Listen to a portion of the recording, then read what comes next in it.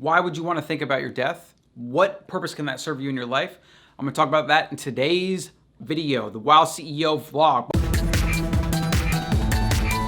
If you really map out the reality of our existence, timeline of the Earth, and even all life on Earth, all life in the known universe, in fact, because we've yet to find life outside of planet Earth. I believe the analogy is a calendar. And if the calendar represents the entire existence of Earth and then life on Earth, life shows up on Earth as single-celled organisms around July. Don't quote me, I'm going off memory, it might be June or July of this cosmic scale. Humans show up on the last day, I think it's the last day or 2 days in on the time scale. That's how new we are to the scene.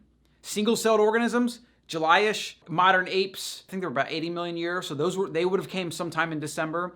And then for billions of years, there was nothing but just rocks and materials and atoms and gases. And even before then, before the Earth, there was, depending on which scientist you ask, just nothingness. Or the concept, and why I'm trying to paint a picture of this grand scale of time and where we are here today, so that you can get some perspective.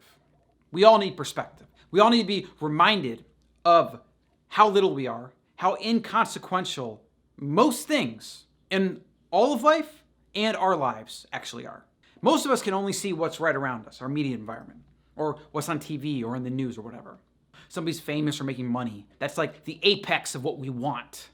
But even them, they're just a human. They're just a walking body of bones and cells, fallible just like anyone else. They will die. You will die. I will die. We will all die at some point. And the actual amount of time that we're going to be alive and the actual things that we're going to do while we are doing that living is going to ultimately mean almost nothing. The more you scale out, the more you could say, that could be said for even like Bezos, Elon Musk, every human alive today. Eventually, going out far enough into the future, everything we've all done will, for the most part, be meaningless. We will just be a little dot, a little grain of sand on the cosmic timeline. And maybe the Earth will be gone. Like in fact, 6 to 7 billion years, the sun's supposed to explode. So by that time, we'll pretty much be colonizing the stars, as long as we don't blow ourselves up with nuclear weapons first. But again, perspective. The point of today's video, as with all my videos, is something motivational, aspirational, but more than anything, I want you to take action.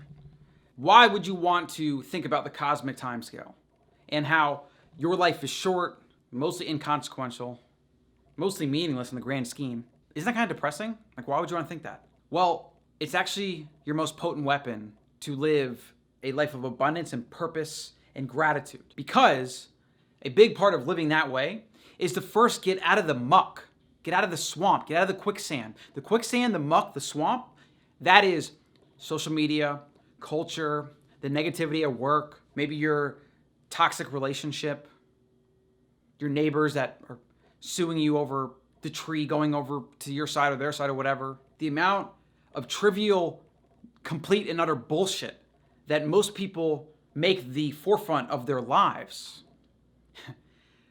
If I can give you some perspective on how most of that is something you should just ignore, let go, rise above, move on from, then you can move to a more enlightened place of gratitude, of perspective, of the fact that you're alive, you're healthy, you have so much going for you, no matter your circumstance. If you're watching this video, you're already winning. We're all winning to be alive today.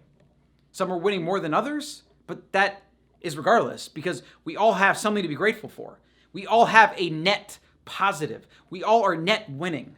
Everybody alive today is net winning, because even if they're going through something bad right now, the technology, the standard of living that's raising, and the access to information and opportunity that's coming down the pipeline in our future, it gives us all a crazy amount of opportunity. So think about the reality that most things in life don't matter. Most things that bring you pain and despair and torment can be overcome by your thoughts and how you think. So fundamentally, with these truisms, with these first principles of the human experience, of all life really, you have to then say, okay, these are some constants. These are some first principles. Now, what can I do to live the life I want? Most people, they want security, they want happiness, they want to belong, they want to be loved, they want to be wanted. There's all these things that we can seek and aspire to in our lives to live the lives we want. Some people want a lot of money to buy fancy things. Some people don't care about fancy things.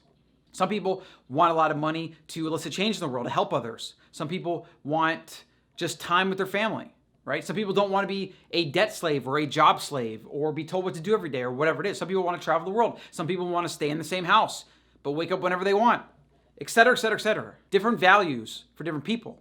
But fundamentally, we all have an idealized version of our life that we want. That's true for everybody, for every human. Get out of the muck, use perspective, realize that life is exactly what you make it and that you become what you focus on, and literally create your reality.